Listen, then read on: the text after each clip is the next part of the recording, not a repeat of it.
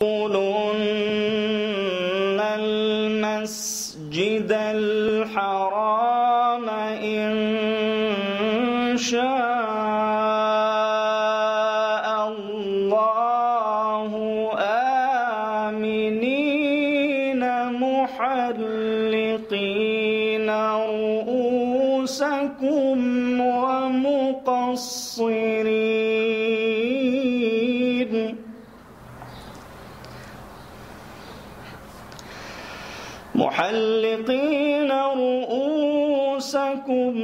ومقصرين لا تخافون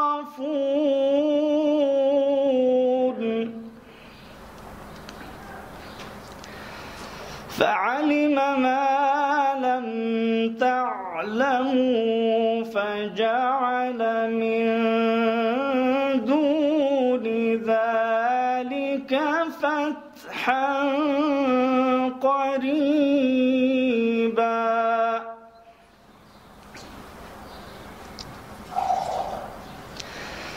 هو الذي أرسل رسوله بالهدى ودين الحق ليظهره على الدين كله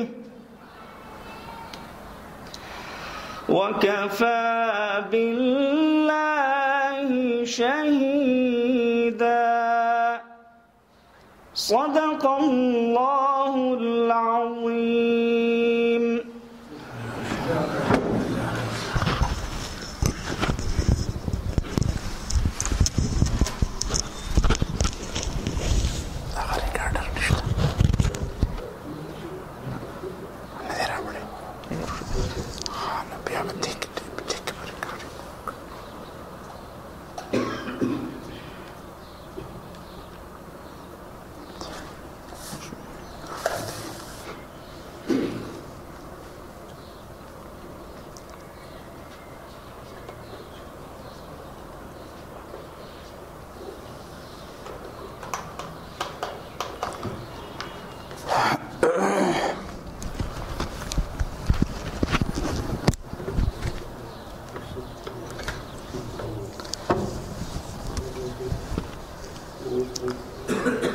درس شروع ہونے سے پہلے معذرت کے ساتھ کہ انشاءاللہ اگلے درس میں انشاءاللہ جنریٹر کا انتظام ہوگا. گرمی تو ہے لیکن یہ ہے کہ ہم سب کا مشترک کا مسئلہ ہے. معذرت کی ضرورت بھی شاید میں نہیں تھی، اس لیے کہ کسی ایک شخص کا کام نہیں ہے، آپ سب کا کام ہے مشترک، اور مسئلہ بھی ہم سب کا ہے.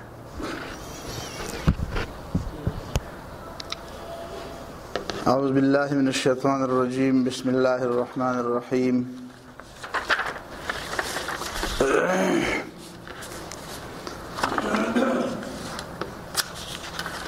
وعن ابی ہریرہ رضی اللہ تعالی عنہ قال قال رسول اللہ صلی اللہ علیہ وسلم بدأ الاسلام غریبا وسيعود كما بدأ فطوبى للغرباء رواہ مسلم. قیل یا رسول اللہ ومن الغرباء قال الذين يصلحون اذا افسد الناس رواہ احمد. قال الذين يصلحون ما افسد الناس من بعدي من سنتي رواہ الترمذی. محترم حضرات، پچھلے جمعے آپ کے سامنے جماعت یا الجماعت کے بارے میں کچھ احادیث میں نے رکھی تھی. آج میری کوشش ہوگی کہ میں بتاؤں کہ ان احادیث کا مقصود یا اس کا خلاصہ کیا ہے. پہلی بات یہ ہے کہ مسلمانوں کی تمام جماعتیں جن کی بنیاد عقیدہ توحید پر ہو، ظاہر ہے کہ اگر بنیاد میں عقیدہ توحید کے خلاف کوئی چیز ہوگی تو اس کو تو اسلام نہیں کہا جا سکتا۔ یہ ساری جماعتیں اور اس میں شامل سارے افراد مسلمان ہیں اور مومن ہیں، جس طرح حدیث میں ہے کہ جو لوگ شہادتین کی گواہی دیتے ہیں، اللہ تعالیٰ کی توحید اور نبی صلی اللہ علیہ وسلم کی رسالت، ان دو باتوں کی گواہی جو لوگ دیں وہ مومن ہیں، اور کسی برے سے برے عمل اور بڑے سے بڑے گناہ، شرک سے نیچے، وہ کسی شخص کو اسلام کی ملت سے خارج نہیں کرتا۔ اہل سنت والجماعت کے جو عقائد ہیں ان میں یہ بات شامل ہے وَلَا نُكَفِّرُ أَحَدًا مِّنْ أَهْلِ الْقِبْلَةِ،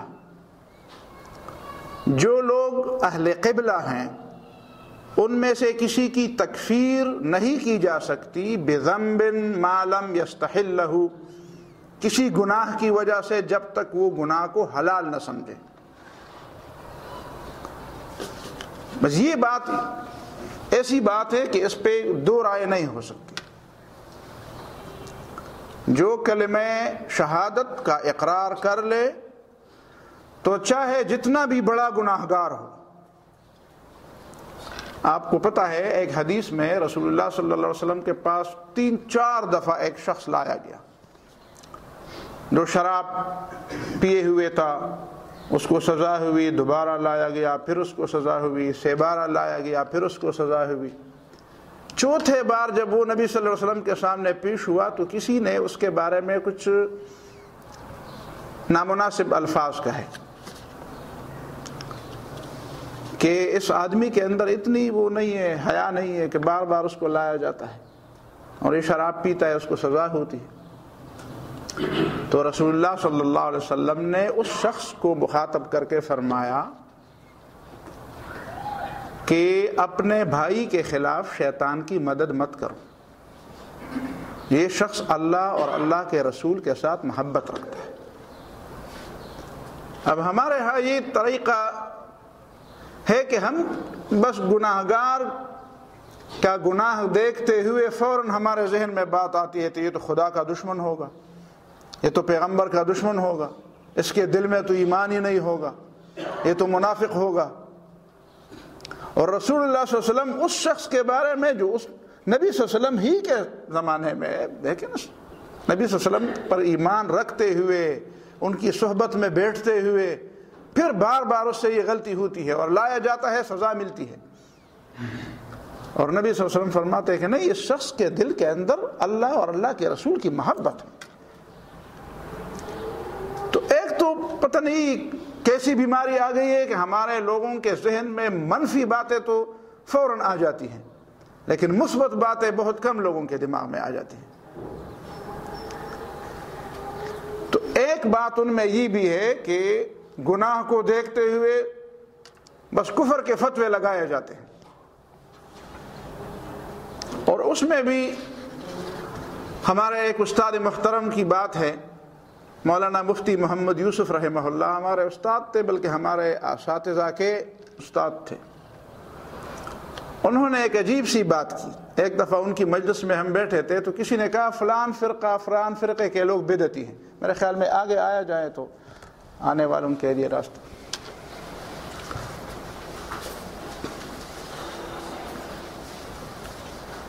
تو کسی نے اس کے بارے میں کہا کہ نہیں، وہ جو بدعتی فرقہ ہے وہ تو اپنے بدعت کے لیے بڑی دلیلیں لاتا ہے، کہتا ہے کہ ہماری اس بدعت کے لیے یہ دلیل ہے شریعت میں۔ تو حضرت مفتی محمد یوسف رحمہ اللہ بہت بڑے عالم تھے، انہوں نے فرمایا اس میں ایک کلی قاعدہ ہے بدعت کے بارے میں کہ کون سی بدعت صحیح ہے اور کون سی بدعت گناہ ہے اور غلط ہے۔ تو ہم نے کہا ایک قاعدہ بتا۔ انہوں نے کہا طریقہ یہ ہے کہ ہر بدعت وی هر بدعت حسن دے چې خپلی او قبیح او بد دے چې د بلی. بس یہ قاعدہ ہے.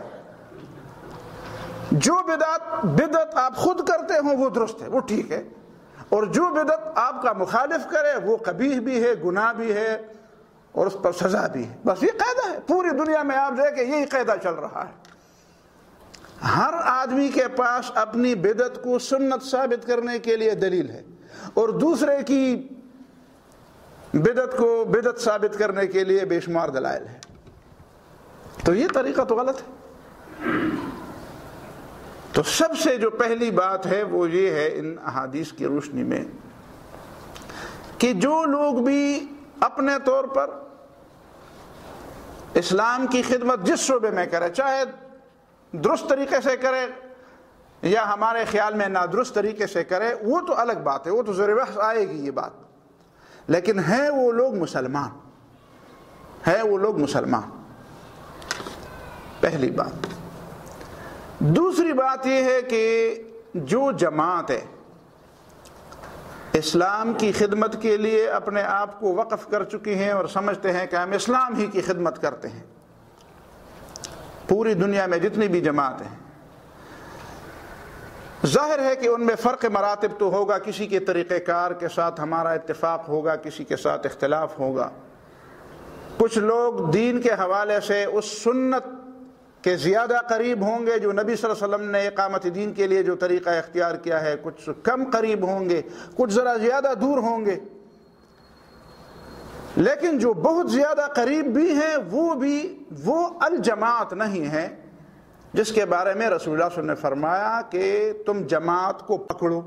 ان میں سے کوئی بھی وہ جماعت نہیں ہے. اس لیے کہ اگر کسی ایک جماعت کو وہی الجماعت قرار دیا جائے تو اس کا معنی یہ ہوگا کہ اس سے جو لوگ باہر ہیں وہ مسلمان نہیں ہیں، وہ خوارج ہیں، وہ گمراہ ہیں. تو یہ بات ذہن میں رہنی چاہیے، اور اس ضمن میں یہ بات میں آپ کے سامنے رکھوں کہ آپ بھی اس میں میری مدد کریں کہ کیسے ایک طریقے کو اختیار کیا جائے کہ ہم تمام جماعتوں میں چلنے والے لوگوں سے، جو مذہبی جماعتیں ہیں، جو دین کے لیے کام کرتے ہیں، ان میں ان کو اس بات پہ قائل کر لے کہ دیکھیں آپ بھی اپنے گروہوں کے اندر یا اپنی جماعتوں کے اندر اصلاح کی ایک تحریک اٹھائیں. کیسے آپ کے لوگوں کے اندر وہ کون سی غلط، اگر میں بتاؤں تو ظاہر ہے کہ آپ ناراض ہوں گے.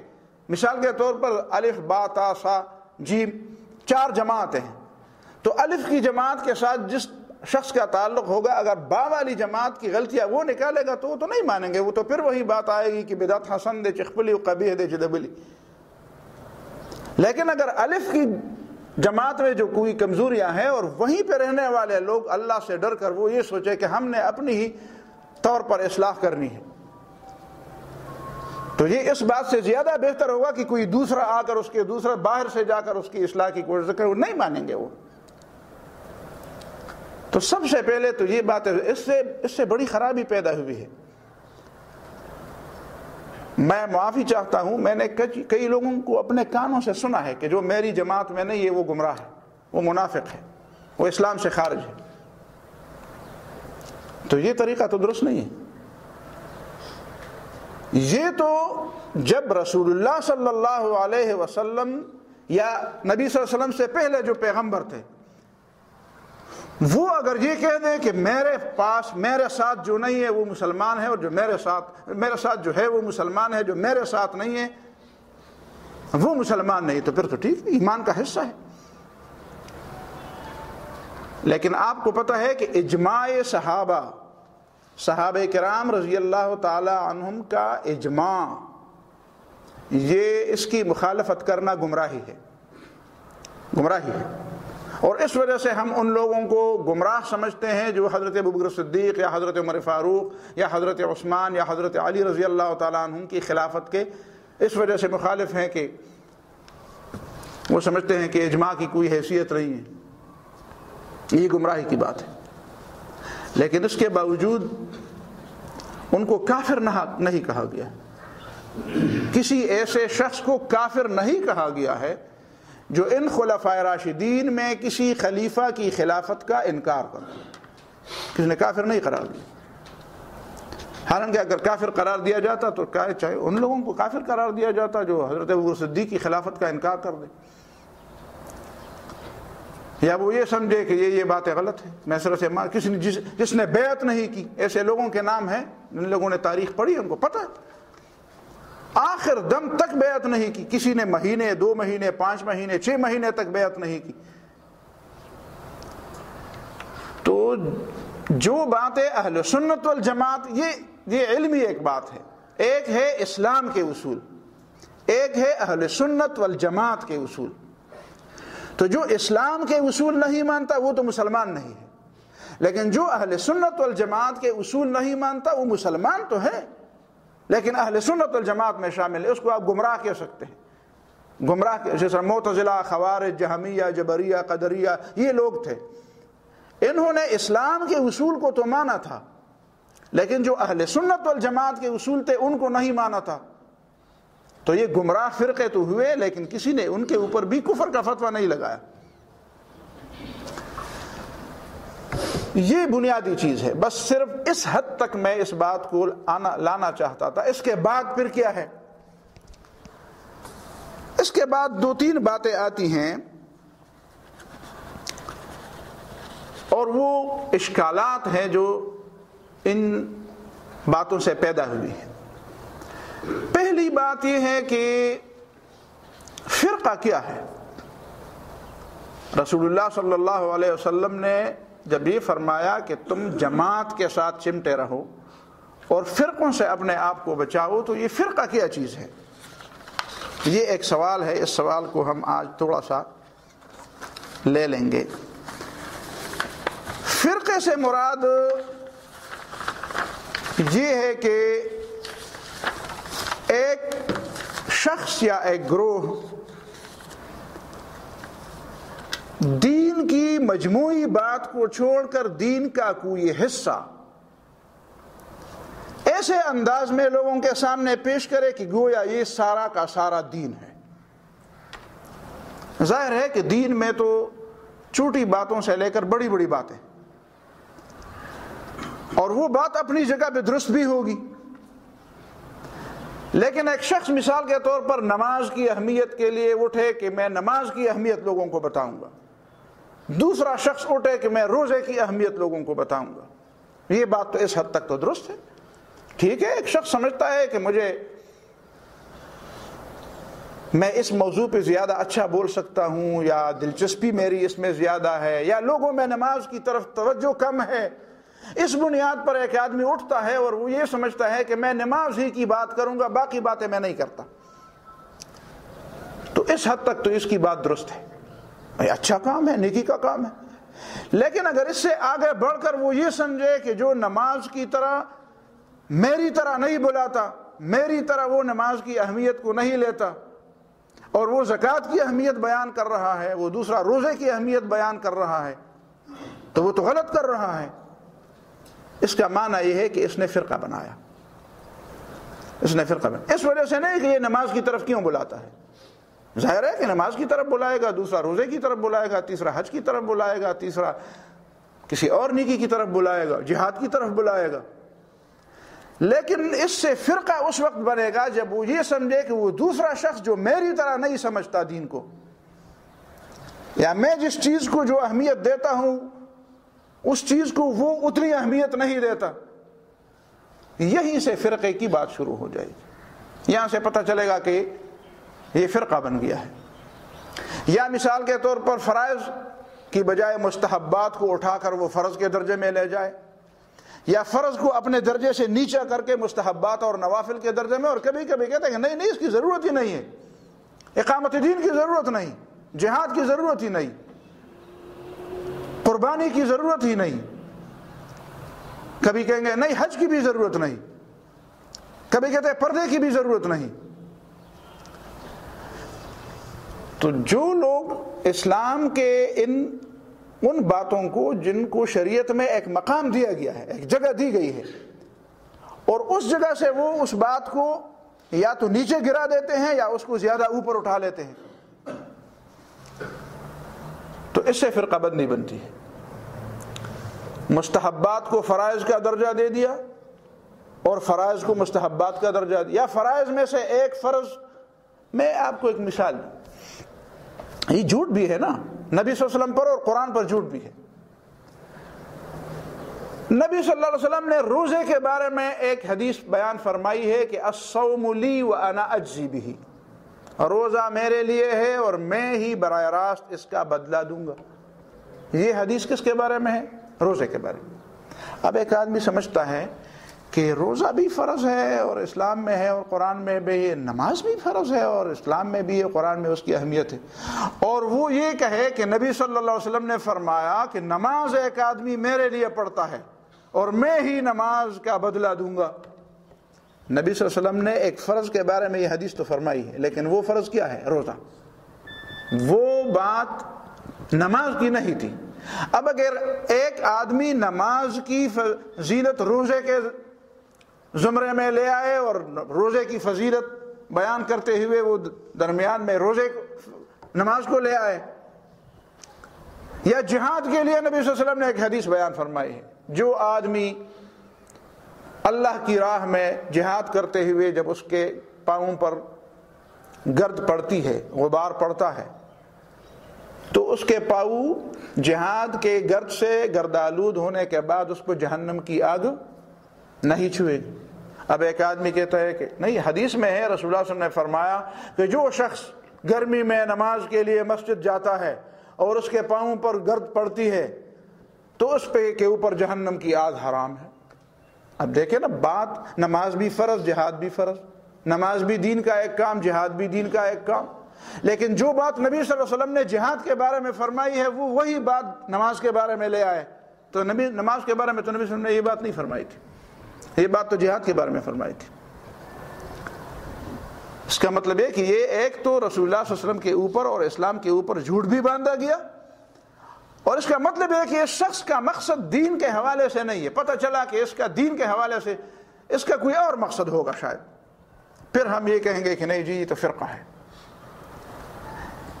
یا محبت میں اور یا نفرت میں اتنا غلو کیا جائے. مجھے ایک شخص پسند ہے، مجھے یاد ہے کل پرسوں میں نے ایک دوست کو بتایا بھی، میں طالب علم تھا اس زمانے کی بات ہے، ایک بہت بڑے عالم دین، اس کا میں بھی احترام کرتا ہوں. تو اس بڑے عالم دین کے ایک شاگرد تھے، مجھ سے عمر میں بھی بڑے تھے، اور وہ چاہتے تھے کہ میں اس کے استاد کا شاگرد بنوں. تو وہ مجھے اس کی تعریفیں بتاتے مسلسل مجھے اس کی تلقین کرتے تھے. تو ایک دفعہ میں نے بھی مولانا مودودی کی بات کی. میں تھوڑا سا پڑھا تھا، زیادہ تو نہیں پڑھا تھا. تو اس نے مجھے کہا کہ چلو میں دیکھتا ہوں کہ تمہاری محبت مولانا مودودی سے زیادہ ہے یا میری محبت اپنے استاد سے زیادہ. میں نے کہا بتاؤ کیسے پتہ چلے گا؟ اس نے کہا ہم مسجد میں بیٹھے ہیں. اس نے کہا میرا تو عقیدہ ہے کہ اگر میرا فلان شیخ اور استاد جہنم میں جائے قیامت کے دن تو میں اس کے ساتھ جہنم میں جانے کے لیے تیار ہوں. میرا تو اتنی محبت ہے.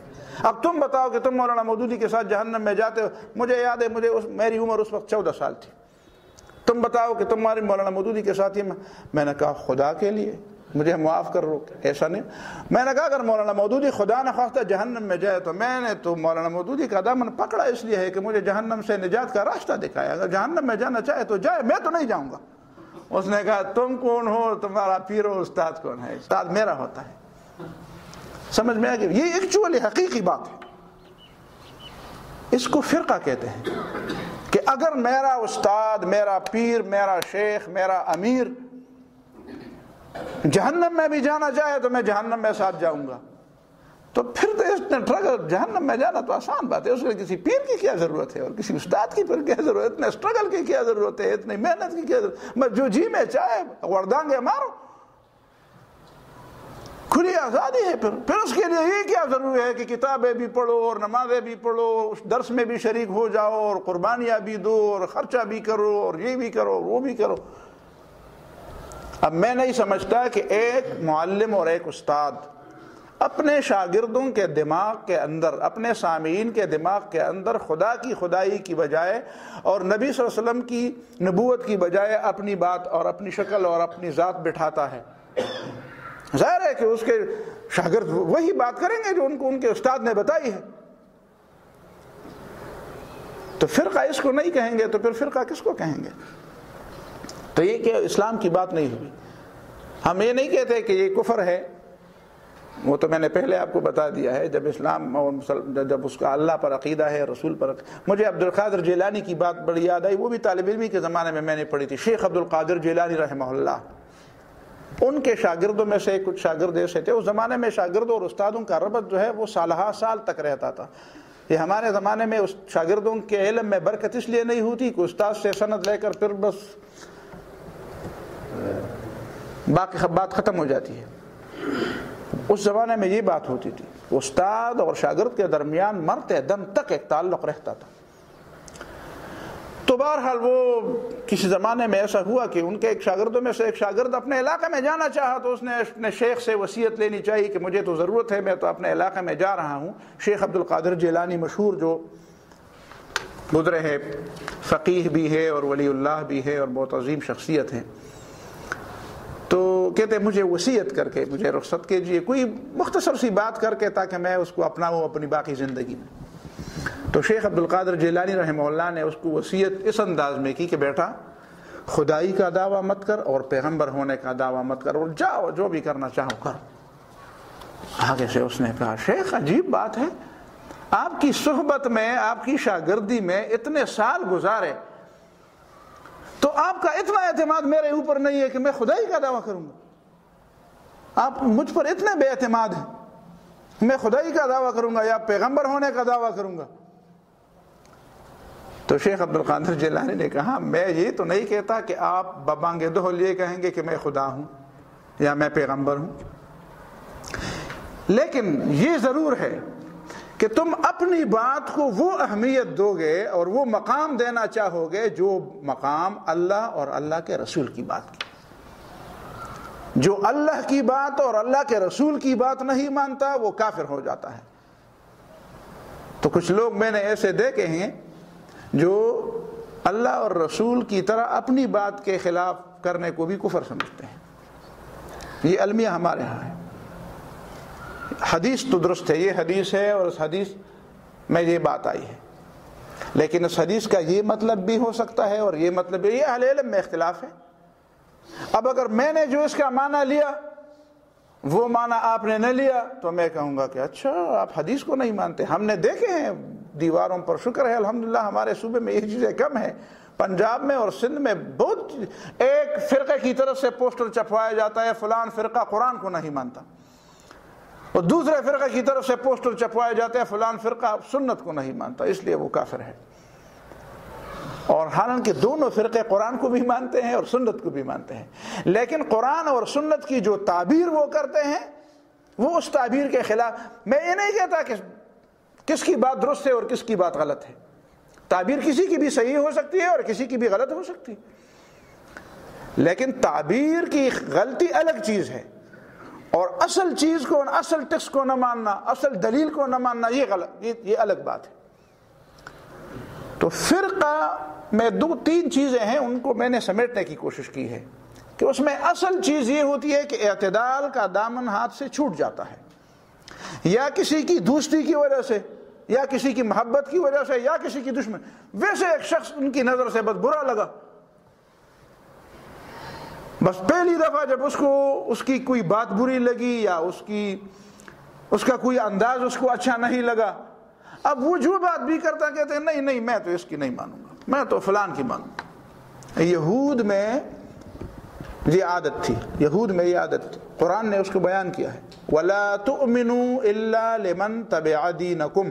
اپنے فرقے کے آدمی کی بات پر اعتماد کرو اور اپنے فرقے کے باہر کے آدمی کی بات نہ مانو. ہمارے ہاں یہ کہا جاتا ہے، یہ بھی ہمارے سننے میں آیا ہے کہ جو اس فرقے، اس خاص نہج اور اس خاص ڈگر پہ چلنے والے لوگوں کے، ان میں جو علماء ہیں ان کے فتوے پر تو اعتماد کرو، لیکن جو اس فرقے، اس خاص ڈگر اور اس خاص طریقہ کار سے الگ والے لوگ ہیں، ان کے مولوی سے کوئی بات نہ سنو، ان کے مولوی سے فتویٰ نہ لو، ان کے درس میں مت بیٹھو، ان کے لوگوں سے بات نہ سنو.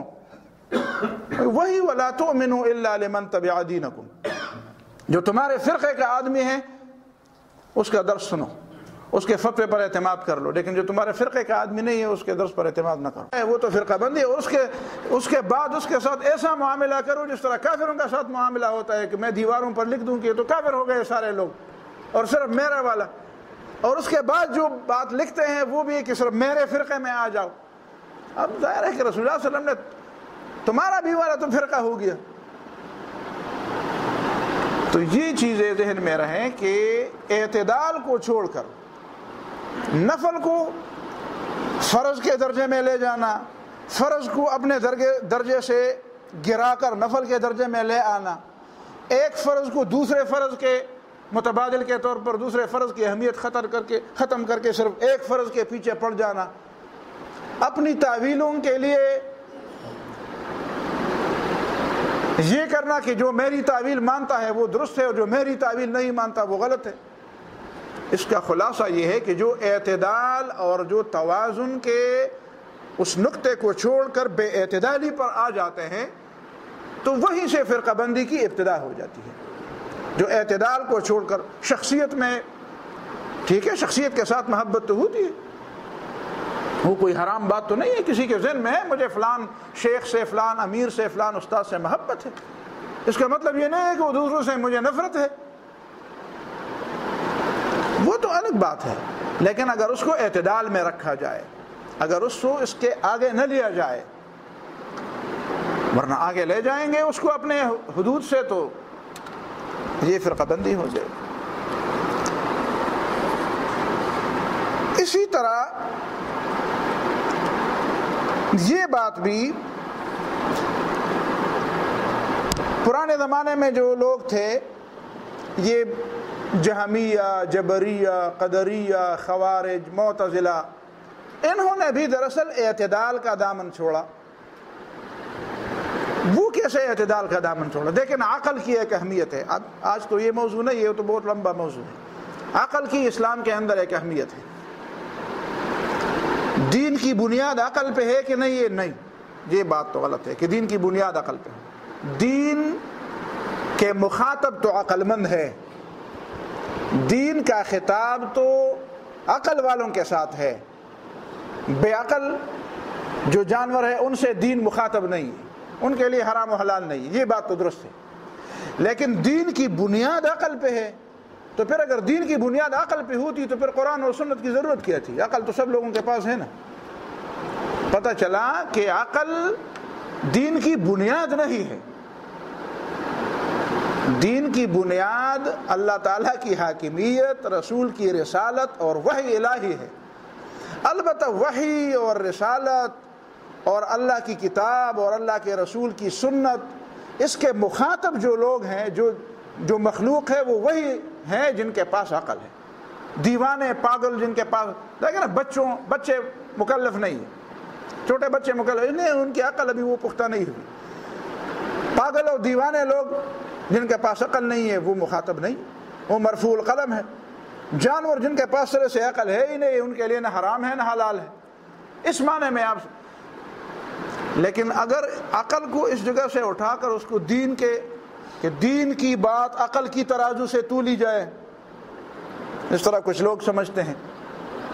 پچھلے درس میں حالانکہ ہم نے پابندی لگائی تھی کہ سوال نہیں ہوگا، لیکن ایک سوال یہ کیا گیا اور پھر تحریری طور پر بھی، وہ یعنی کیا ہم، مجھے کہنے لگے ایک صاحب کہ اگر قرآن کی کوئی آیت، حدیث، نبی صلی اللہ علیہ وسلم کی کوئی حدیث قرآن کے خلاف آ جائے، میں حیران ہوں کہ ایک شخص جو سرے سے میڈیکل کے الف باتا سے بھی واقف، جس طرح میں مجھ جیسے آدمی میڈیکل سے واقف نہیں ہوں، سارا اٹھنا بیٹھنا اپنے ڈاکٹر دوستوں کے ساتھ ہے، لیکن ظاہر ہے کہ میں نے اس کی بنیادیں نہیں پڑھی ہیں۔ اب اگر میں کسی ڈاکٹر سے پوچھوں، کسی سرجن سے پوچھوں، کسی بڑے سے بڑے اسپیشلسٹ سے پوچھوں کہ آپ یہ جو علاج کرتے ہیں اس میں آپ کیا طریقے اختیار کریں گے، اگر اس طرح آ جائے تو آپ، اگر آپریشن میں یہ ہو جائے تو کتنا استنزیا، کتنا نشہ آپ دیں گے، تو وہ مجھے کہیں گے کہ محترم جی آپ کا کام نہیں ہے، آپ مریض کو میرے حوالے کر دیں، پھر میں جانتا ہوں۔ ہاں کوئی ڈاکٹر میرے پاس بیٹھ جائے تو وہ مجھے مشورہ دے سکتا ہے کہ میں نے کم یا زیادہ دیا ہو، مجھے پاگل کہیں گے کہ یہ تمہارے موضوع کے ساتھ متعلق بات نہیں ہے. لیکن ایک عام مسلمان اٹھتا ہے جی اگر حدیث قرآن کے خلاف آ جائے تو پھر کیا ہوگا؟ میں نے تو صاف جواب دے دیا کہ دیکھو یہ ان لوگوں کی باتیں ہیں جن کی نظر پورے قرآن پر بھی ہے اور جن کی نظر پورے احادیث پر بھی ہے، اور وہ سمجھتے ہیں کہ اس آیت کا مطلب کیا ہے اور اس حدیث کا مطلب کیا ہے. یہ میرا اور آپ کا کام نہیں ہے. پھر کہتے ہیں بات نہیں بنی. یہ میں نے مثال اس لیے دی کہ میں آپ کو بتاؤں کہ یہ جو معتزلہ اور جو خوارج اور جتنے بھی اس زمانے میں، یہ قریب تابعین کے زمانے میں اور تبع تابعین کے زمانے میں جتنے بھی یہ فرقے بنے، ان میں ایک بنیادی بات یہ بے اعتدالی بھی تھی کہ عقل بڑی چیز ہے، عقل بہت بڑی چیز ہے، عقل بڑی چیز ہے، لیکن عقل اللہ اور رسول کے مقابلے کی چیز تو نہیں ہے، اس کو اپنی جگہ پہ رکھو. انہوں نے احادیث کو اپنی عقل پر پرکھنا شروع کر دیا کہ یہ حدیث میرے عقل کے خلاف ہے، یہ تو میری سمجھ کے خلاف ہے. میں آپ کو بتاؤں، میرے ایک دوست ہے، اب بھی ہے اور بہت محترم ہے میرے لیے، 15 سال 16 سال پہلے کی بات ہے. مجھے کہتے ہیں قرآن مجید میں جو اللہ تعالیٰ نے فرمایا فَإِنَّهَا لَا تَعْمَى الْأَبْصَارُ وَلَكِنْ تَعْمَى الْقُلُوبُ الَّتِي فِي الصُّدُورِ. کافروں کی یہ آنکھیں تو اندھی نہیں ہوتی، وہ آنکھیں اندھی ہوتی ہیں جو دل کے اندر ہے. مجھے کہتے ہیں تم دل میں مجھے بتاؤ آنکھیں. تو میں نے کہا کہ پھر کہتے ہیں کہ یہ آیت تو میں کیسے سمجھوں اس کو؟ میں نے کہا آپ کو نہیں معلوم نا، دل میں آنکھیں ہیں لیکن آپ کو پتہ نہیں ہے. کہتے ہیں میں نے تو کھولا ہے اس کو. میں نے کہا چلو یہ بتائیں دل میں آنکھیں نہیں، ایمان دل میں ہے کہ نہیں ہے؟ میں نے کہا ایمان بھی نہیں ہے. تو میں نے کہا پھر کہاں ہوگا؟ دماغ میں تو ہوگا نا، کہ ایڑیوں میں ہوگا؟ دماغ میں تو ہوگا. اس نے کہا دماغ میں تو ہوگا. میں نے کہا آپ میرے سامنے 2 آدمیوں کا کوآپریٹ کر کے دونوں کا دماغ کھولے، ایک مومن ہو ایک کافر ہو. ہندوستان سے کسی ہندو کو بلائیں گے جس کے ہندو ہونے میں کوئی شک نہ ہو. پاکستان میں بھی ہندو ہے لیکن اصل ہندو شاید ہو، اصلی ہندو بلائیں گے، دونوں کا دماغ کھولیں گے. ایک کے دماغ میں مجھے ایمان بتاؤ گے اس لیے کہ وہ مومن ہے، اور دوسرے کے دماغ میں مجھے کفر بتاؤ گے کہ یہ ہے اس کا ایمان اور یہ ہے اس کا. اس نے کہا یہ بھی نہیں ہوگا. تو پھر میں نے کہا تمہارے دماغ میں ایمان، تمہارا ایمان کدھر ہے؟ پھر دل میں بھی نہیں ہے، دماغ میں بھی نہیں ہے، تو کہاں ہے؟ اور اس کا کفر پھر کہاں ہے؟ میں نے کہا پتہ ہے یہ تسلیم کرنا چاہیے کہ ہمارا علم ناقص ہے. وَلَا يُحِيطُونَ بِشَيْءٍ مِّنْ عِلْمِهِ إِلَّا بِمَا شَاءَ. آپ کیسے یہ دعویٰ کر سکتے ہیں کہ دل کے بارے میں میرا علم محیط ہے؟ علم محیط تو اللہ کا ہے. ابھی تو کئی چیزیں باقی ہیں آپ کے لیے. قرآن نے یہ فرمایا ہے وَلَوْ تَرَىٰ إِذْ يَتَوَفَّى الَّذِينَ كَفَرُوا الْمَلَائِكَةُ يَضْرِبُونَ وُجُوهَهُمْ وَأَدْبَارَهُمْ. اگر تو دیکھتا کہ جس وقت ملائک کافر کی روح قبض کرتے ہیں تو یضربون وجوہہم وادبارہم، اسی وقت جب کافر سے روح نکلتی ہے تو ملائک کوڑے لے کر اس کے منہ پر بھی مارتے ہیں اور اس کی کمر ان پہ بھی مارتے ہیں. تو میں نے کہا کافر کے جانکنی کے وقت اس کو دیکھو کہ اس کے منہ پر تپڑ پڑتے ہیں کہ نہیں پڑتے. تو آپ دیکھیں گے کہ نہیں پڑتے، اور قرآن نے فرمایا کہ پڑھتے ہیں. یضربون وجوہہم وادبار، ملائک ان کے منہوں کو، ان کے چہروں کو اور ان کی پیٹھوں کو مارتے ہیں.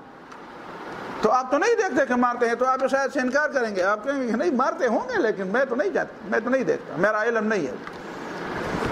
تو فرقہ پرستی میں یہ بات آ گئی کہ وہ جو اس زمانے کے فرقے تھے انہوں نے عقل کو وہ مقام دیا جو عقل کا نہیں تھا. خرد واقف نہیں ہے نیک و بد سے، بڑی جاتی ہے ظالم اپنی حد سے. عقل میں خود یہ بات ہے کہ وہ اپنی حد پہ نہیں رہتی، بڑی جاتی ہے ظالم اپنی حد سے. تو اقبال نے اس کا حل کیا نکالا؟ وہ خرد واقف نہیں ہے نیک و بد سے، بڑی جاتی. ہاں خدایا مجھ کو یہ کیا ہو گیا ہے، خرد بیزار دل سے، دل خرد سے. پھر کہتے ہیں روز ازل یہ کہہ دیا ہے جبرائیل نے مجھے کہا، روز ازل یہ مجھ سے کہا جبرائیل نے، جو عقل کا غلام ہو وہ دل نہ کر قبول. لیکن وہ دل نہیں رہتا جو عقل کا غلام ہو۔ ایک بات تو یہ کہ یہ فرقہ بندی اور یہ چیز۔ دوسری بات، ایک سوال یہ آیا تھا کہ نبی صلی اللہ علیہ وسلم یہ فرمائے فرقے ہوں اور امام نہ ہو اور جماعت نہ ہو تو بھاگو جنگل کی طرف اور کسی درخت پر چک لگاؤ، تمہیں موت آیا، یہ اس سے بہتر ہے کہ تم فرقوں میں۔ تو کیا اب ہمارے دور میں یہ بات ہے؟ اس کے بارے میں نے جتنا سوچا ہے اور میں نے احادیث اور آیات کا جتنا تتبع اور استقراء کیا ہے تو مجھے جو حل نظر آئے ہیں وہ کیا ہے؟ 4 مراتب ہیں۔ جب ہمیں پتہ چلا کہ دنیا ساری فرقوں میں بٹی ہوئی ہے تو سب سے پہلا کام تو ہمارے لیے یہ ہے کہ ہم سختی اور مشکلات میں پھر بھی ڈٹے، چاہے ہم اکیلے کیوں نہ ہوں۔ ایک ہی آدمی، حدیث میں ایک بات آئی ہے، رسول اللہ صلی اللہ علیہ وسلم سے پوچھا گیا من اجود جوداً، سب سے زیادہ جواد، سخی، سخاوت کرنے والا کون ہے؟ رسول اللہ صلی اللہ علیہ وسلم نے فرمایا اللہ اجود جودا، اللہ تعالیٰ سب سے زیادہ سخی۔ ثم انا اجود بنی آدم، پھر میں انسانوں میں سب سے زیادہ سخی میں ہوں۔ ثم رجل، پھر میرے بعد وہ آدمی علم علما فنشرہ، جس نے دین کا علم حاصل کیا اور اس کو پھیلایا، یبعث امیرا وحدہ یوم القیامہ، قیامت کے دن وہ اکیلے ہوگا لیکن اس کی حیثیت اور اس کا مقام اللہ کے نزدیک ایک بڑے امیر کی ہوگی۔ حالانکہ امیر کے لیے تو مامورین چاہیے، اس کا ایک بھی مامور نہ ہوگا، اس کی حیثیت امیر کی ہوگی۔ اسی طرح رسول اللہ صلی اللہ علیہ وسلم نے فرمایا افضل الجہاد کلمۃ حق عند سلطان جائر، ظالم حکمران کے سامنے نیک بات، حق بات کہنا، یہ بہت بڑا جہاد ہے۔ اسی طرح حضرت عمر رضی اللہ تعالیٰ نے فرمایا کہ استقامت اس کو کہتے ہیں کہ پیچھے پیچھے نہ دیکھا جائے کہ کوئی ساتھ دے رہا ہے کہ نہیں دے رہا، کوشش تو ہونی چاہیے کہ کوئی ساتھ دے، لیکن اگر کوئی ساتھ نہ دے تب بھی اکیلے۔ ان ابراہیم کان امۃ قانتا للہ حنیفا ولم یکن من المشرکین، ابراہیم علیہ السلام خود ایک امت تھے، اب تو امت ہے ہی، اب تو امت کے امیر ہے ہی، اب تو کروڑوں اربوں لوگ ان کو مانتے ہیں، لیکن جس زمانے میں نہیں مانا تھا کسی، اس وقت بھی قرآن نے فرمایا تھا ان ابراہیم کان امہ، ابراہیم اکیلے ہیں لیکن وہ ایک امت کی طرح ہیں۔ تو اگر دنیا میں گمراہی ہی گمراہی ہو اور فرقے ہی فرقے ہوں، تب بھی ایک شخص اگر یہ سمجھتا ہے کہ میں فرقوں سے بیزار ہوں تو اس کو ایسے نہیں بیٹھنا چاہیے، اس کو کرنا چاہیے کہ نہیں، میں کچھ جو کر سکتا ہوں میں تو کر لوں، اکیلے کر لوں گا۔ پہلی بات یہ۔ دوسری بات یہ ہے کہ جب اس پہ بات نہ چلے اور آپ سمجھے کہ نہیں اب تو اس بات پر بات یہاں تک پہنچی ہوئی ہے کہ شاید مجھے بھی اپنے راستے سے لوگ ہٹا لیں، تو پھر رسول اللہ صلی اللہ علیہ وسلم نے فرمایا اذا رأيت شحا مطاعا وهوى متبعا واعجاب كل ذي رأي برأيه فعليك بخاصة نفسك، جب تم دیکھو کہ لوگ بخیل ہیں، مال کی محبت سارے لوگوں کے دماغوں پر حاوی ہے، اور هوى متبعا سارے لوگ اپنے خواہشات کی بندگی کر رہے ہیں، وَإِعْجَابَ كُلِّ ذِي رَأْيٍ بِرَأْيِهِ، اور ہر شخص سمجھتا ہے کہ میں زیادہ سمجھتا ہوں، مجھے سمجھنے کی ضرورت، میں کسی سے سمجھوں مجھے ضرورت نہیں ہے، میں خود سمجھتا ہوں۔ تو فَعَلَيْكَ بِخَاصَّةِ نَفْسِكَ وَدَعَ، پھر بس اپنی فکر کر لو، عَلَيْكُمْ أَنفُسَكُمْ لَا يَضُرُّكُمْ مَنْ ضَلَّ إِذَا اهْتَدَيْتُمْ، پھر اپنی فکر کرو۔ اپنی فکر کیسے کریں؟ اس میں بھی کچھ باتیں ہیں، احادیث ہیں۔ ایک یہ کہ جس طرح اصحاب کہف نے کیا، اصحاب کہف نے کیا وہ سمجھتے تھے کہ اب ظاہر ہے کہ انہم یظہروا علیکم یرجموکم او یعیدوکم فی ملتہم، بس یہ تو یا تو تمہیں سنسار کر دیں گے اور یا تمہیں مجبوراً اپنے کفر پر واپس کر دیں گے۔ فأووا الی الکہف، چلو ایک غار کے اندر چلتے ہیں اور پھر دیکھتے ہیں کہ اللہ تعالیٰ ہمارے لیے کیا سامان مہیا فرماتا ہے۔ میں سمجھتا ہوں کہ تاریخ میں جن لوگوں کے بارے میں یہ بات آئی ہے کہ وہ جا کر غاروں میں انہوں نے چلے کاٹے ہیں، میں سمجھتا ہوں کہ یہ یا تو ان کے خیال میں یہ بات تھی کہ لوگ بات مانتے نہیں ہیں تو اپنی فکر کر لے، ورنہ غاروں میں چلے کاٹنا کوئی وہ دین کی بات نہیں ہے۔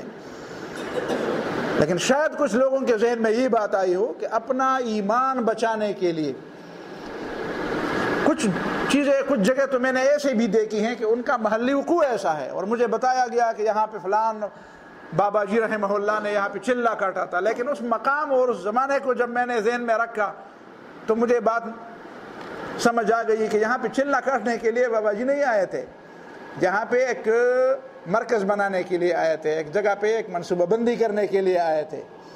وہ سمجھتے کہ لوگوں کی نظروں سے اوجھل ہو کر کیسے میں اس دور کے لیے یا اس وقت کے لوگوں کی اصلاح کے لیے کیسے منصوبہ بندی کر سکوں۔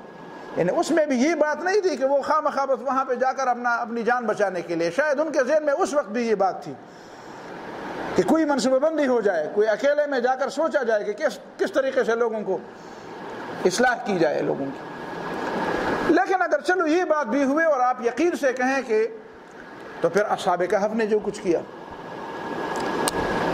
اسی طرح اپنے گھر بھی حضرت حسن بصری کی روایت ہے، حسن بصری رحمہ اللہ کی روایت ہے، اگرچہ انہوں نے اس کو حدیث کا درجہ تو نہیں دیا، تابعی ہیں وہ، ہم اسے ان کے قول کے مطابق لیتے ہیں، لیکن وہ ہے تو بہت بڑی شخصیت۔ وہ فرماتے ہیں نعم صوامع المؤمنین بیوتہم، مومنوں کے لیے ان کے گھر یہ صومعہ اس کو کہتے ہیں جس طرح چلہ کاٹنے کی ایک جگہ یا عبادت کرنے کے لیے ایک کوٹھا یا ایک جھونپڑا یا جو بھی آپ اس کو نام دیں، کہ مومن کے لیے یہ اپنے گھر نہ باہر دنیا سے وہ مایوس ہے، لیکن اس کے باوجود بھی وہ سمجھتا ہے کہ اگر میں گھر میں رہوں تو شاید اپنے بچوں کی اصلاح تو کر سکوں۔ ٹھیک ہے، باہر دنیا تو مجھے اپنی زبان سکھانے کے لیے تلی ہوئی ہے، مجھے اپنے راستے پر لے آ رہے، لیکن میں اپنے بچوں کو تو بچا سکوں۔ اگر ان کو بھی نہ بچا سکے اور سمجھے کہ یہ بھی میرے لیے مصیبت بن گئے ہیں، تو پھر ظاہر ہے کہ وہ حدیث ہے، مشہور حدیث، جس میں رسول اللہ صلی اللہ علیہ وسلم نے فرمایا کہ پھر تمہارے لیے چند بکریاں ہوں، بھیڑ بکریاں ہوں، اور ان کو لے کر تم جنگل میں چلے جاؤ، اور جہاں پہ بارش ہوتی ہے، جہاں پہ سبزہ اگتا ہے، جہاں پہ چشمے ہوتے ہیں، وہاں پہ جا کر ان بکریوں کو چراؤ، ان کا دودھ کھاؤ پیو اور اللہ کو یاد کرو۔ لیکن میں سمجھتا ہوں کہ ابھی وہ وقت تو نہیں آیا، اور کم از کم اتنا مایوس بھی نہیں ہونا چاہیے۔ ایک سوال یہ بھی آیا تھا، اور وہ بہت اہم سوال تھا، کہ احادیث میں یہ بات آئی ہے کہ الجماعت کا معنی تو ہے اسلامی حکومت، صاحب بات یہی ہے، اور اسلامی حکومت کا امیر الجماعت ہے، اور اسلامی حکومت ہو تو وہ جماعت ہے، الجماعت ہے۔ اب اگر اسلامی حکومت ہے یا نہیں یہ بھی ایک سوال ہے۔ پاکستان کی حیثیت کیا ہے؟ پاکستان اسلامی ملک ہے، کچھ لوگوں کی رائے میں ایک رائے ہے، کچھ لوگوں کی رائے میں میری بھی اپنی ایک رائے ہے، اور میری رائے اس بات پر مبنی ہے کہ جو ایک اس مسئلے کی بنیاد ایک الگ چیز ہے۔ ایک مسئلہ آج کل اہل علم کے درمیان 10-12 سال سے زیر بحث ہے کہ آیا ادارے کو شخص کا مقام دیا جا سکتا ہے؟ اس کو کہتے ہیں لیگل پرسن، کہ آیا شخص قانونی اس کی حیثیت اسلام میں کیا ہے؟ اس میں زکوٰۃ کا مسئلہ بھی ہے، اس میں سود کا مسئلہ بھی ہے، اس میں اطاعت اور عصیان کا مسئلہ بھی آتا ہے۔ میری رائے میں تو لیگل پرسن بالکل درست ہے، اور میں سمجھتا ہوں کہ شخص قانونی جس کو کہتے ہیں اس کے سارے احکام تو نہیں بلکہ کچھ احکام کمپنی کے، ملک کے، ادارے کے وہ ایسے ہوتے ہیں جو ایک شخص کے ہوتے ہیں۔ اس کا معنی یہ ہے کہ میں سمجھتا ہوں کہ پاکستان میں قرارداد مقاصد پاس ہونے کے بعد میں اس بات کا شرح صدر کے ساتھ قائل ہوں کہ پاکستان آئینی طور پر اسلامی ملک ہے۔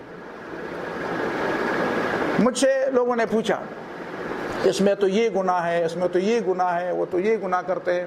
میں نے کہا یہ بتاؤ یہ دنیا میں جو ہم مسلمان رہتے ہیں اس میں آپ مجھے معیاری مسلمان بتائیں، ایک معیاری مسلمان بتائیں۔ کہ نہیں ہے، پھر کیا؟ میں نے کہا ان کو کافر قرار دیں؟ کہا نہیں۔ میں نے کہا بس یہی بات ہے، جو شخص کلمہ طیبہ پڑھتا ہے لیکن نماز نہیں پڑھتا، اس کو آپ کافر کہیں یا گناہ گار کہیں؟ گناہ گار کہیں. جو زکوٰۃ نہیں دیتا، جو جھوٹ بولتا ہے. لہذا جس طرح کسی شخص پر اس بات کا اطلاق ہو کہ اس نے کلمہ طیبہ پڑھ لیا ہے لیکن عملی طور پر اس کے تقاضے پورے نہیں کرتا، تو وہ شخص مسلمان ہے لیکن گناہ گار مسلمان ہے. اب گناہ کا تعلق عمل سے ہے، اور اسلام یہ ہے اس کا عقیدہ درست، عقیدہ اس کا ٹھیک ہے، آپ ملت اسلامیہ سے خارج نہیں ہے. لیکن اس کے باوجود میں اپنی رائے پر اصرار کرنے کی بجائے اس اجتماع میں یا آپ کے اس درس میں ایک اور رائے پیش کرتا ہوں. وہ رائے یہ ہے کہ حضرت علی رضی اللہ تعالیٰ عنہ کی روایت ہے، رسول اللہ صلی اللہ علیہ وسلم سے انہوں نے پوچھا کہ اے اللہ کے رسول، اگر آپ کے بعد ایسا مسئلہ آ جائے کہ جس میں آپ کی طرف سے واضح طور پر امر یا نہیں نہ ہو تو ہم کیا کریں؟ تو رسول اللہ صلی اللہ علیہ وسلم نے فرمایا شاور الفقہاء العابدین ولا تقضوا فیہ رأی خاصہ. چونکہ ایسا مسئلہ ہوگا تو وہ ایک شخص کے کہنے سے حل، جس طرح میری ایک رائے ہے، میں اپنی رائے پر اصرار نہیں کرتا، اور میں نے بھی ڈرتے ڈرتے اپنی رائے آپ کے سامنے پی، اس لیے کہ کوئی اور فرقہ میں نہ بناؤں، کہیں فرقوں کے خلاف جاتے جاتے کوئی اور نیا فرقہ میرے کہنے سے، تو مجھے یہ ڈر لگتا ہے. لہذا میں بھی اس بات کا قائل ہوں کہ میری بات تو اپنی جگہ پہ رکھے، لیکن مسئلے کا حل یہ نہیں ہے کہ جو میں بتاؤں وہ حل ہو. مسئلے کا حل یہ ہے کہ نبی صلی اللہ علیہ وسلم نے فرمایا اجمع الفقہاء العابدین یا شاور الفقہاء العابدین، دین کی گہری سمجھ رکھنے والے علماء، اور صرف گہری سمجھ رکھنے والے نہ، عابدین جو اس پہ عمل بھی کرنے والے، جو حرام کو حرام قرار دینے اور حرام اور فرائض میں تمیز کرنے والے، حرام حلال میں تمیز کرنے والے عملی لوگ ہوں، ان کو جمع کر لیں. ولا تقضوا فیہ رأی خاصہ، اور ایک شخص یا ایک فرقے کی بات کو نہ مانیں. میں سمجھتا ہوں کہ اس مسئلے کا حل آسان ہے. پاکستان میں ان مسائل کا حل کیا ہے جو اب ہمیں درپیش ہے، جماعت کون سی ہے اور جماعت کیسی ہے اور اقامت دین کیسی ہو اور کس کی بات کیسی مانی جائے اور کس کے خلاف کیا ہو. ایک تو یہ بات بھی عجیب ہے، جو احادیث ہم نے پڑھی ہے اس میں جو نبی صلی اللہ علیہ وسلم نے فرمایا تھا کہ اس کو قتل کر دو، اس قتل کرنے کا مطلب یہ نہیں تھا کہ یہ ابتدائی سزا ہے، اس کا مطلب یہ ہے کہ اس کی یہ آخری سزا ہے. یعنی اگر ایک حکومت غلطی کرتی ہے تو اس کا معنی یہ نہیں ہے کہ خواہ مخواہ بس غلطی کرتے ہی اس کے خلاف خروج کیا جائے. یہ خروج کے بھی کئی اقسام ہیں. آپ دیکھیں نا، جس طرح آپ نے پڑھا کلمۃ حق عند سلطان جائر، آپ حق بات کرتے رہیں. حق بات کرنے اور خروج کرنے کے درمیان کافی ایک وسیع میدان ہے، اس میں کئی چیزیں اور بھی ہو سکتی ہیں، کئی طریقے ہو سکتے ہیں. ایک تو ایک آدمی کی ویسے نیت یہ ہو کہ بس میں نے ڈس کرنی ہے، تو اس کے لیے تو بہانے ہیں. لیکن اگر اس آدمی کی نیت یہ نہ ہو کہ میں نے خواہ مخواہ ایک نظام کو بگاڑنا ہے اور یا لوگوں کو خواہ مخواہ اپنی بات منوانی ہے، تو اس کے لیے کئی راستے ہیں درمیان میں، اور ان راستوں کو ایک آدمی یا ایک گروہ کے کہنے پر نہیں اپنایا جا سکتا. اس کا بہترین حل یہ ہے کہ یہ حکومت کے کرنے کا کام ہے اور یہ مذہبی جماعتوں کے کرنے کا کام ہے کہ پورے ملک کے اہل علم کو جمع کیا جائے. ابھی تک کبھی بھی ایسا نہیں ہوا. ایک دو مسئلوں میں ایسا ہوا اور وہ مسئلے حل ہو گئے، ایک دو مسئلے میں ایسا ہوا تھا اور وہ مسئلے حل ہو گئے تھے. پھر بھی ایسے مسئلے نہیں ہیں کہ وہ حل ہونے کے. تو میں سمجھتا ہوں کہ اس میں ہمارا بھی ایک کردار ہو سکتا ہے، اور جو کام کسی حکومت کے کرنے کا ہو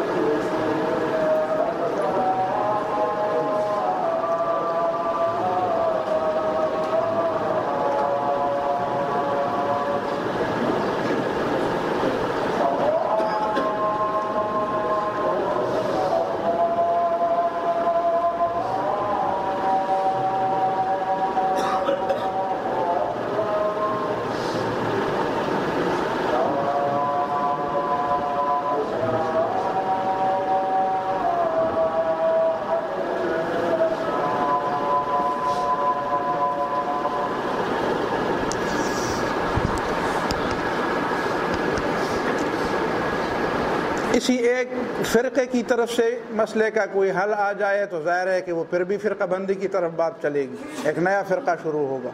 ہمیں پتہ ہے اور آپ نے دیکھا ہے کہ جس طرح مسائل غلط طریقے سے سلجھاتے ہیں لوگ تو اس سے ایک اور مسئلہ پیدا ہو جاتا ہے۔ فرقہ بندی کا مسئلہ بھی اگر ایک فرقہ حل کرنا چاہے تو اس سے ایک اور فرقہ پیدا ہوگا۔ حضرت علی رضی اللہ تعالیٰ عنہ اور حضرت معاویہ رضی اللہ تعالیٰ عنہ کے درمیان جو بات چل رہی تھی تو اس میں جب بات ایک حد تک پہنچ گئی تو اس سے ایک نیا فرقہ وجود میں آ گیا۔ میرا مقصد یہ ہے کہ جب دو فرقے آپس میں مد مقابل ہوں گے تو اگر ان دونوں میں سے آپ کسی ایک کو اختیار دیں گے تو ایسا ایک نیا مسئلہ پیدا ہو جائے گا۔ صحیح بات یہ ہے کہ کچھ ایسے لوگ ہوں جو ان معاملات سے تقریباً کسی حد تک الگ ہوں، تو یہ ہے فقہائے عابدین اور اس طرح کے لوگ کہ جن میں دونوں جانبین کی بات بھی کھلی طور پر واضح طور پر آ جائے اور پھر امت کے لیے ایک لائحہ عمل ہو۔ یہ اتنا چھوٹا مسئلہ نہیں ہے کہ میں ایک درس میں اس کو حل کر دوں یا ایک فرقہ ایک پمفلٹ کے ذریعے اس کو حل کر دے۔ جتنے بھی پمفلٹ اور یہ مسائل اور یہ فتوے ہم ایک طرف سے اور دوسرے طرف سے دیکھتے ہیں وہ ساری، معافی چاہتا ہوں، وہ یک طرفہ چیزیں ہوتی ہیں۔ تو اس کا حل یہ نہیں ہے، کچھ چیزیں ایسی ہیں جو آپ کی اجتماعیت کے بغیر حل نہیں ہوتی، اس لیے تو اجتماعیت کی اہمیت ہے۔ اجتماعیت کے بغیر اگر سارے مسئلے ایک شخص حل کر سکتا تھا، ایک فرقہ اس کو حل کر سکتا تھا تو پھر اجتماعیت کی اتنی اہمیت کیوں ہوتی ہے اور یہ فرقہ بندی کی اتنی مصیبت کیوں ہوتی ہے؟ پھر اس کی ظاہر ہے نا کہ مسائل ایسے ہیں جو اس کے بغیر حل نہیں ہوتے۔ تو سب سے بنیادی چیز اس میں یہ ہے کہ یہ ایک شخص سے پوچھنے کی بات بھی نہیں ہے، ایک فرقے سے پوچھنے کی بات بھی نہیں ہے، اور ایک فرقے کی بات ذہن میں رکھ کر بھی اس کو حل نہیں کیا جا سکتا جب تک پوری ملت کے لوگ سر جوڑ کر اس کے اہل علم اس پر بیٹھ نہ جائیں۔ اور یہ اس کے بعد ایک چھوٹا سا سوال اور بھی رہتا تھا لیکن میں سمجھتا ہوں کہ شاید وہ اس وقت حل نہ ہو، تو اگلے جمعے انشاءاللہ العزیز اگر اس میں سے کوئی بات کسی کی خیال میں ابھی ادھوری ہے تو اس کو بھی انشاءاللہ مکمل ہو جائے گا۔ آپ دے دیں مشورہ کہ کون سی بات ادھوری رہ گئی، اس کو حل نہیں کیا گیا ہے، یا اس کے باوجود کتنی چیزیں ایسی ہیں جو ان کا حل ہونا ابھی باقی ہے، وہ انشاءاللہ اگلے جمعے ہم اس کو بحث میں لے لیں گے۔ لیکن بات پھر بھی وہی رہے گی کہ خلاصہ اس کا یہ ہے، جتنی بھی جماعتیں ہیں، فرقے اگرچہ درست تو نہیں ہے، فرقہ بندی غلط تو ہے، لیکن فرقہ بندی کی بنیاد پر آپ کسی کو کافر نہیں قرار دے سکتے، اور وہ فرقے والا اپنے آپ کو وہ الجماعت نہ سمجھے جس سے نکلنے والا گمراہ، پہلی بات ہے۔ اور دوسری بات یہ کہ ان تمام مسائل کے حل کے لیے ایک اجتماعی فورم ہونا چاہیے جو کسی ایک فرقے یا ایک جماعت یا ایک شخص کے پاس وہ قوت نہیں ہے، نہ اس کے پاس ہی اختیارات ہیں۔ اللہ تعالیٰ مجھے اور آپ کو سمجھنے اور اللہ تعالیٰ کی طرف سے رہنمائی کی مزید توفیق ملنے کی اپنے لیے دعا کرے۔ اقول قولی ھذا واستغفر